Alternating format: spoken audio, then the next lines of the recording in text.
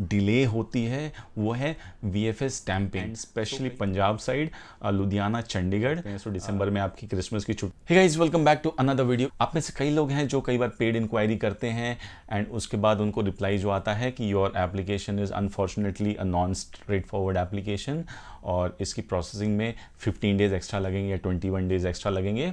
या generally speaking भी कई बार हम परेशान हो जाते हैं कि हमारे वीज़ा को क्यों ज़्यादा समय लग रहा है एंड उसके क्या क्या कारण हो सकते हैं। तो इस वीडियो में हम उन कारणों के बारे में बात करेंगे। आगे बढ़ने से पहले guys, please make sure to subscribe this channel. हम इस तरीके की इंफॉर्मेटिव वीडियोस लेके आते रहते हैं। अगर आपको वीडियो पसंद आए तो प्लीज़ लाइक इट। अगर आपके कोई क्वेश्चंस हैं तो प्लीज़ कमेंट में मेंशन जरूर करना। हम सारे क्वेश्चंस का जवाब देने की कोशिश करते हैं। With that let's jump into the video. So guys, as you can see on the screen, gov.uk की वेबसाइट पे हूँ मैं एज ऑफ नाउ एंड यहाँ पे क्लियरली मेंशन है when you might wait longer. So इस केस में यहाँ पे कुछ रीजंस दिए गए हैं। पहला तो ऑब्वियसली ये रीज़न है कि if your supporting documents need to be verified. It is clear कि UKVI जो हर केस में सारे डॉक्यूमेंट्स वेरीफाई नहीं करती है, दे डू रैंडम चेक्स। सो आपके केस में अगर आपके डॉक्यूमेंट्स को वेरीफाई किया जा रहा है सो ऑब्वियसली उस केस में समय ज़्यादा लग सकता है। दूसरा इंपॉर्टेंट रीज़न है कि अगर आपको कोई इंटरव्यू अटेंड करना है तो उस केस में भी आपको समय ज़्यादा लगेगा।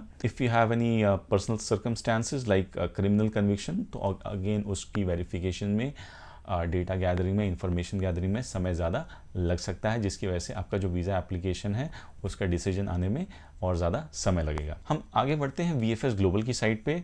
नाउ यहाँ पे क्लियरली डिफाइन किया गया है कि your application may not be straightforward if you have been refuse a visa for the UK। So अगर आपका कभी भी वीज़ा UK का रिफ्यूज़ किया गया है so that will be a non straight forward categorisation.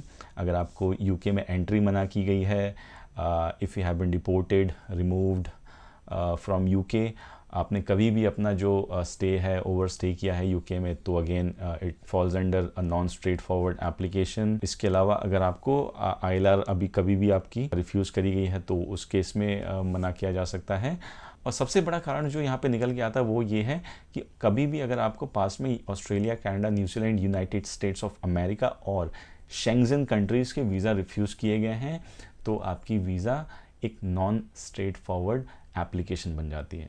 इसके अलावा अगर आपकी UK में कोई क्रिमिनल हिस्ट्री है, आपने कोई ऑफेंस किया है पास्ट में, सो उस केस में भी हो सकता है। अगर आपके होम कंट्री में आपको कोई क्रिमिनल कन्विक्शन है और उसका जेल टाइम आपने पूरा नहीं किया है, इसके अलावा आपने किसी दूसरी कंट्री में भी क्रिमिनल ऑफेंस कुछ किए हैं तो वो भी नॉन स्ट्रेट फॉरवर्ड वीज़ा की कैटेगरी में आती है। एंड लास्ट जो पॉइंट ये है कि अगर आपके वीज़ा एप्लीकेशन के किसी भी आस्पेक्ट के स्वरूप अगर कोई फर्दर चेक्स या डीप इंफॉर्मेशन गैदरिंग करी जानी है, फर्दर वेरिफिकेशंस किए जाने हैं, तो उस केस में भी आपके जो वीज़ा को समय ज़्यादा लग सकता है, क्योंकि ये एक नॉन स्ट्रेट फॉरवर्ड वीज़ा के तौर पे प्रोसेस की जाती है। सो फॉर एग्ज़ाम्पल, अगर आपने स्टूडेंट वीज़ा के लिए अप्लाई किया है और अगर आपका एक normal straight forward visa application है तो विद इन 21 डेज़ आपका रिजल्ट आ जाएगा। But for a non straight forward visa application जो प्रोसेसिंग टाइम है वो 21 डेज से ज़्यादा लग सकता है।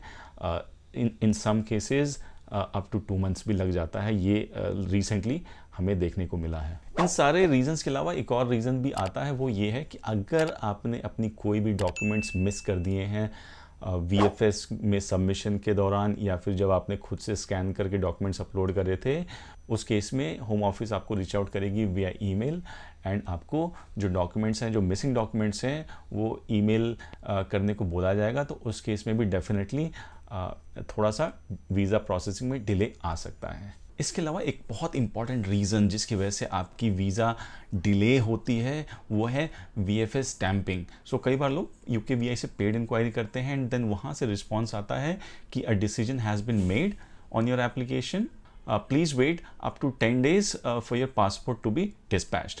सो जब डिसीजन की इन्फॉर्मेशन VFS को चली जाती है देन उसके बाद आपका जो पासपोर्ट है वो स्टैंपिंग के लिए जाता है एंड उस स्टैंपिंग के बाद ही VFS आपका पासपोर्ट डिस्पैच करती है या आपको ईमेल पे नोटिफाई करती है कि your passport is ready for collection. But कई VFS जहाँ पे नंबर ऑफ प्रोसेस्ड एप्लीकेशंस बहुत ज़्यादा हैं, for example and specially Punjab side, Ludhiana, Chandigarh, ये दो VFS सेंटर्स तो कंफर्म्ड है कि दे आर ओवरलोडेड, जिसकी वजह से इस स्टैंपिंग में एंड डिस्पैच में अप टू 10 डेज़ का डिले आ रहा है।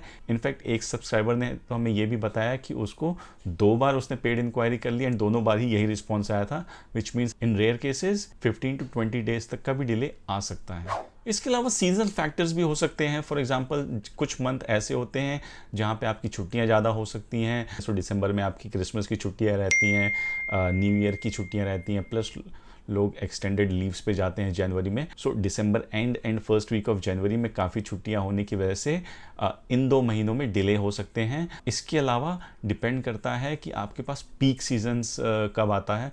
फॉर एग्जांपल जनवरी, दिसंबर, अप्रैल, मई, अगस्त, सितंबर, ये आपके पीक सीज़न रहता है वीज़ा प्रोसेसिंग के लिए। रीज़न बीइंग कि इसी टाइम पे स्टडी वीज़ा के एप्लीकेंट्स जो अपना वीज़ा फाइल करते हैं, क्योंकि यूके में 3 इनटेक होती हैं जनरली, जनवरी, सितंबर और अक्टूबर, एंड देन एक मई का इनटेक भी होता है। सो इन 3 इनटेक के आसपास जो भी आपके पास मंथ्स रहेंगे वो हमेशा ही बिजी रहेंगे। On top of all these factors जो हमने अभी तक बात करे, ऑल्दो थंबनेल में टॉप 5 रीजंस ही लिखे हैं, बट आई थिंक अब तक 7 और 8 रीजंस हमने कवर कर लिए हैं।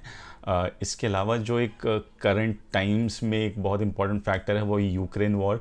सो यूक्रेन वॉर की वजह से भी कंसिडरेबल रिसोर्सेज जो हैं UKVI के इन्होंने डाइवर्ट कर दिए हैं यूक्रेन प्रायोरिटी वीज़ा स्कीम जो इन्होंने निकाली है उस एरिया में। एक बात और यहाँ पे मैं कहना चाहूँगा कि हम में से कई लोग परेशान हो जाते हैं कि मेरा वीज़ा नहीं आया, 15 दिन हो गए, 20 दिन हो गए, चाहे 2 महीने हो गए, पेड इंक्वायरी भी कर ली है कई बार। गाइज ट्रस्ट मी, आप कुछ नहीं कर सकते, कोई भी कुछ नहीं कर सकता। आप कितने भी हाई लेवल तक इसको एस्केलेट कर दो, आपका वीज़ा लगने में जितना समय लगना है वो तो लगना ही है। आप ये ना समझें कि पेड इंक्वायरी करने की वजह से आपका वीज़ा जो है जल्दी प्रोसेस हो जाएगा, ऐसा कुछ नहीं है। वहाँ से आपको केवल इन्फॉर्मेशन ही मिल पाएगी कि आपके वीज़ा का करंट स्टेटस क्या है। Right guys, so going forward हम एक नया सेक्शन स्टार्ट कर रहे हैं जिसमें अपनी प्रीवियस वीडियो जो हमने अपलोड करी है उसमें से रैंडमली कोई भी 5 कमेंट्स उठा के हम उसका रिप्लाई करेंगे।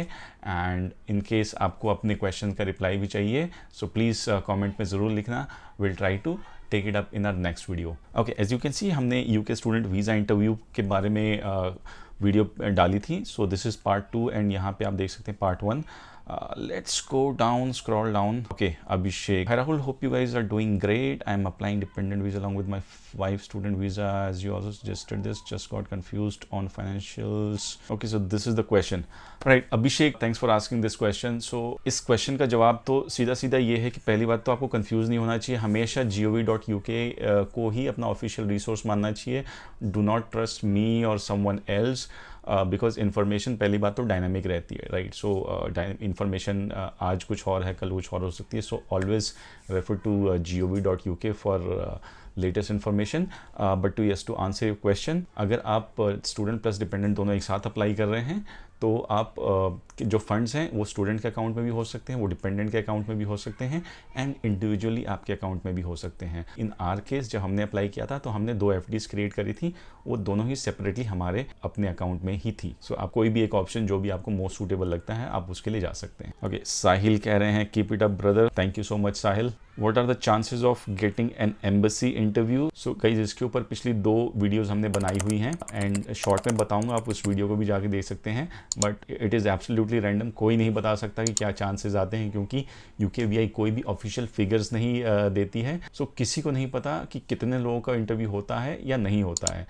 Best is to be prepared. Okay, Ajay Suthari पूछ रहे हैं, hi bro, I drop my UK dependent visa on July 13 but I am still waiting for visa decision 40 days but my wife visa is come dropped 11 July. Okay, 15 days में। Okay, so इनकी wife का जो visa आ गया था वो 15 days में ही आ गया था एंड अजय का 40 डेज से पेंडिंग है।